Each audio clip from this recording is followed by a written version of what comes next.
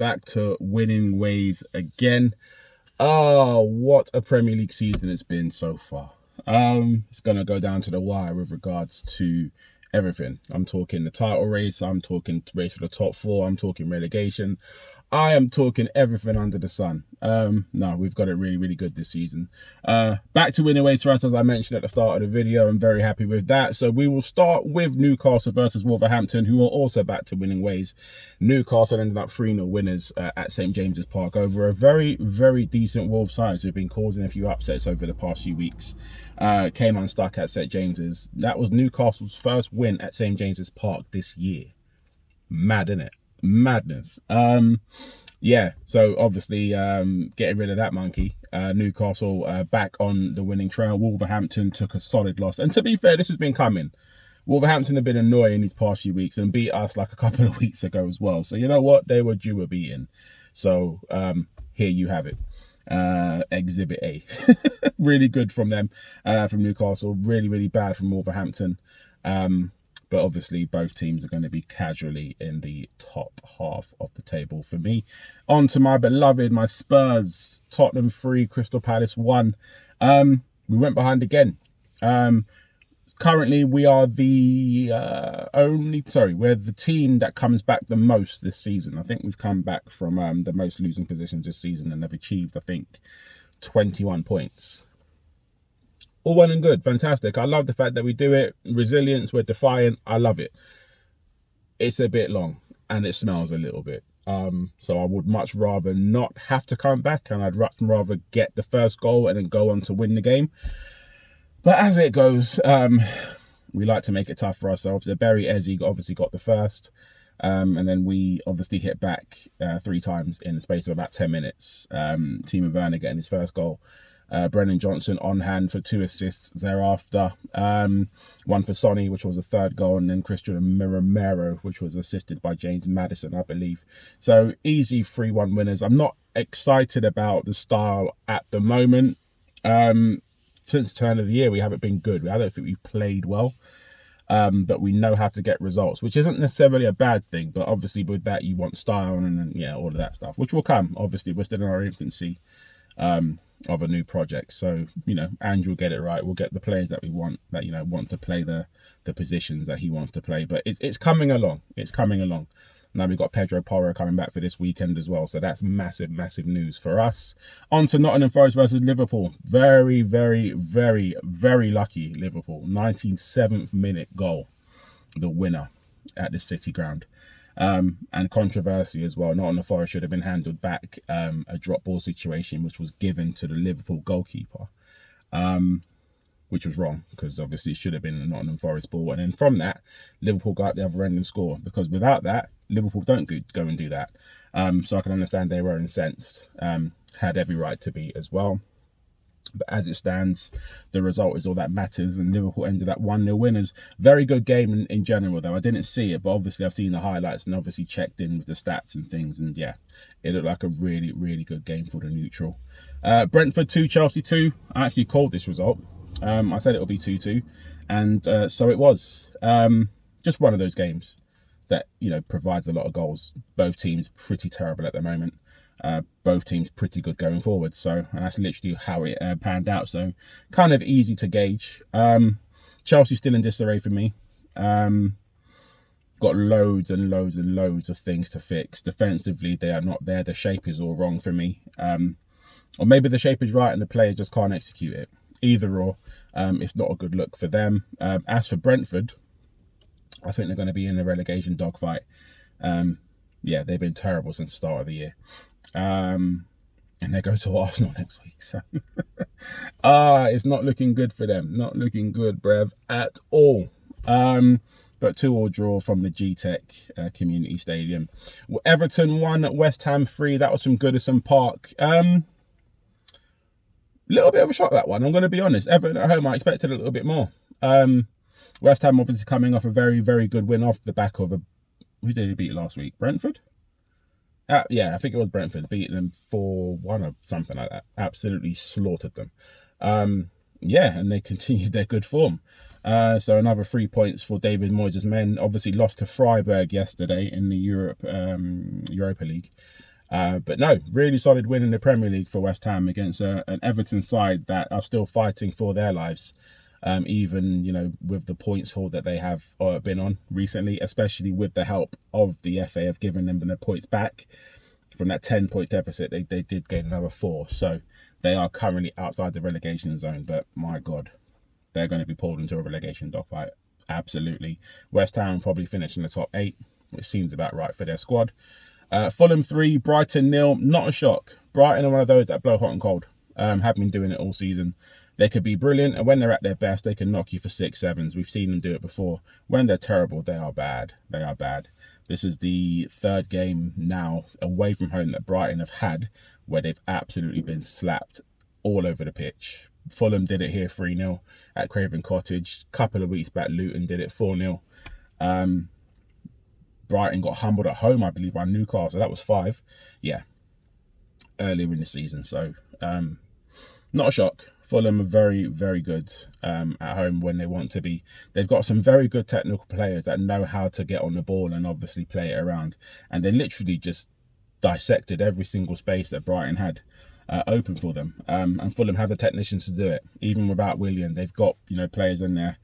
Tom Cairney can find the pass. Harry Wilson can find them pockets, pick it up, turn, and obviously look to either shoot or play in that through ball for a Munoz, who is actually very, very, very good and is in very good form. He was on the score sheet again for Fulham in the absence of Raul Jimenez. I believe Jimenez is now currently on the bench. Can't get back into the team at the moment. Brighton will continue to blow hot and cold and will most likely finish in the top 10. Probably 10th. Fulham, I got them sort of finishing around about the same 11th, 12-ish. Luton Town versus Aston Villa. That was on Super Sunday. No, it wasn't. That was Saturday Night Football. For me, probably the game of the weekend. Luton almost did it. Gave themselves too much to do, Luton, usually. But they came back from a 2-0 deficit. Aston Villa obviously taking the lead for Ollie Watkins again, twice. And then Luton came back. Looked like they were about to win the game, go on to win it. Couldn't find that chance to obviously get the 3rd goal, and then Aston Villa killed them at the end for a Luca Digne header from close range. Terrible defending from the Luton defence. I don't really know what they were doing. Personally, I think the goalkeeper should have come for that cross. If you're not going to come for that, then your wing-back has to tuck in and watch that run of Luca Digne. Yeah, he literally ran with nobody watching him. And it was a free header at the back post, which ultimately killed Luton. Ended up being 3-2 to Aston Villa from Kenilworth Road. Burnley 0, Bournemouth 2. Formality result. Burnley are terrible. They're going down. Bournemouth, I thought, would be too strong for them, and so it proved. Burnley actually played all right. I thought they played really, really well. I thought they had some good chances, but they just don't have the quality, while Bournemouth do. And this is what told in the end. So it was very easy for Bournemouth at Turf Moor. Burnley, probably have to stay another year in the Championship and then obviously look to rebuild properly, get a little bit of Premier League experience like Luton have done with Andros Townsend and Ross Barkley, and then go from there. But at the moment, Burnley are absolutely shocking. Manchester City versus Manchester United, of course, the Manchester derby. That was from the Etihad Stadium. Ended up being a 3-1 win to Manchester City, but it wasn't all formality for them. United took a 1-goal lead. Marcus Rashford, in off the crossbar. What a goal, by the way. 30 yards out. Just literally put his right foot through it and literally tore up the net. Great starts for them. We knew it wasn't going to last, as we knew Manchester City were going to come back into the game, and so it proved. Phil Foden once again on the score sheet. He scored twice in this game, starting to be Manchester City's most valuable player. Erling Haaland, of course, got the 3rd. So formality for him. He always scores against Man United, to be fair. And that's all she wrote. Manchester City looking like the juggernaut that they are and what they will be throughout the rest of the season. Obviously got a massive, massive game this weekend, which we're about to go into in a moment. And then Sheffield United 0, Arsenal 6, Monday Night Football. Not much more to say. Sheffield United are going down. I think Arsenal getting a bit ahead of themselves. Obviously scoring a lot of goals. Who have you played? You've got a nice little run in. Do that to someone in the top 6. Go to someone, do that in the top 6. Go to someone in the top 6 and do that to them. 6-0 here, 5-0 here, but who are you beating? Burnley, Sheffield United, two teams we know are going to go down. It's whatever. I'm not getting overexcited for them. They are going to finish third this season. They might beat Brentford tomorrow, which we're going to get into now. All of tomorrow's fixtures, of course. We do have a 12:30 kickoff. That is live from Old Trafford. This is match week 28. Manchester United versus Everton kicks us off from Old Trafford. This is a tough game to call because both teams are not very good.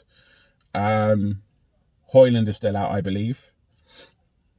Everton are very good at set pieces. 1-1.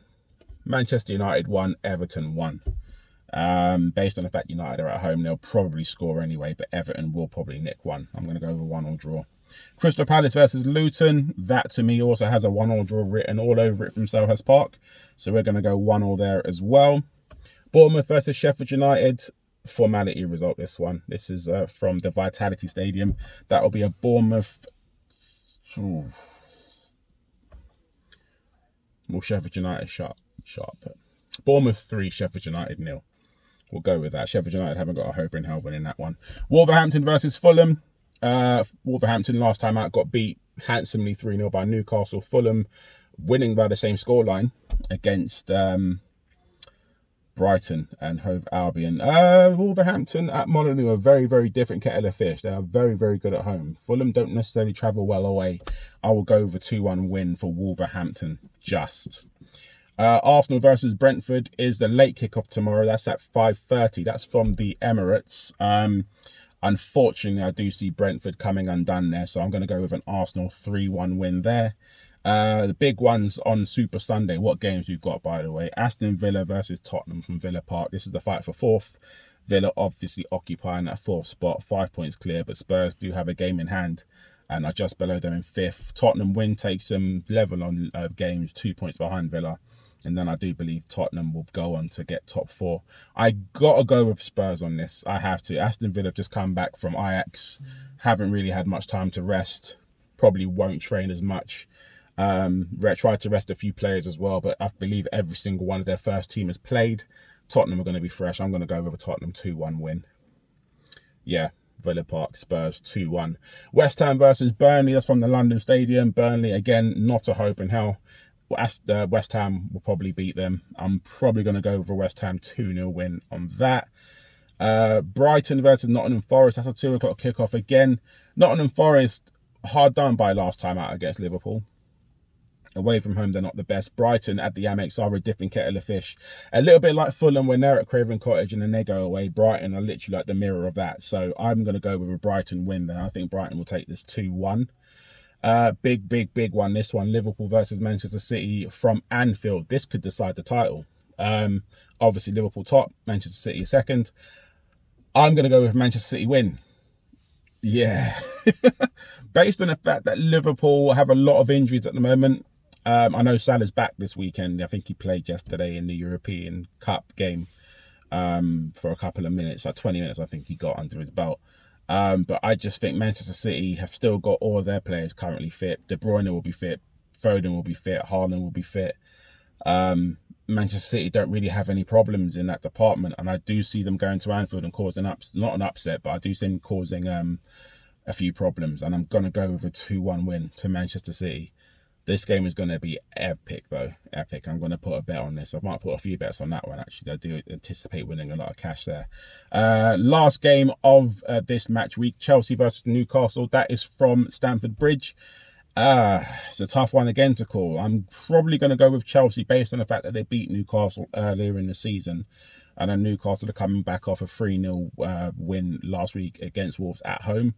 Stamford Bridge, Chelsea under the lights. I do anticipate Chelsea going for the jugular, and I'll probably plumb for a Chelsea 2, Newcastle 1. There's also another game, Wednesday the 13th, which was actually meant to be for match day 17, which are postponed. That's Bournemouth versus Luton at the Vitality Stadium, and I'll probably go for a Bournemouth win against Luton, and I'll say 2-1 there. So that's my roundup for this week. The next roundup we're going to have is going to be match day 29. There's a few game postponements, actually. for next week. Palace, Newcastle postponed. Arsenal, Chelsea postponed. Man United, Sheffield United postponed. Wolverhampton, Bournemouth postponed. Everton, Liverpool postponed. Brighton, Manchester City postponed as well.